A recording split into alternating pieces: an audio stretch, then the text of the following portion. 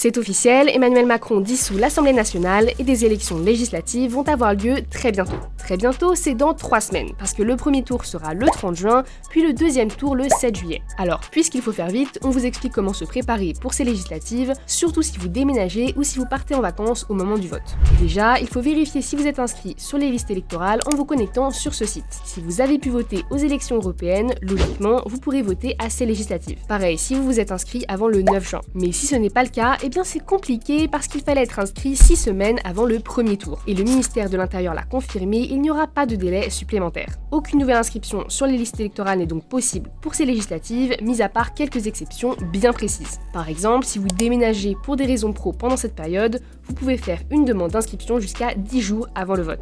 Après, si vous ne pouvez pas être présent le jour du vote, notamment parce que vous avez déménagé à l'autre bout de la France entre-temps, il faudra faire une procuration. Aucune date limite n'est fixée pour en faire la demande, et si vous avez entre autres la nouvelle carte d'identité, vous pouvez même le faire 100% en ligne. Sinon, il faudra compléter le formulaire en ligne ou sur papier, puis le remettre dans une gendarmerie, un commissariat ou un tribunal judiciaire. Et le mieux, c'est de s'y prendre le plus tôt possible pour que la mairie traite votre demande à temps. Comme vous l'avez compris, le temps presse, mais ce n'est pas une raison pour ne penser qu'à ses vacances.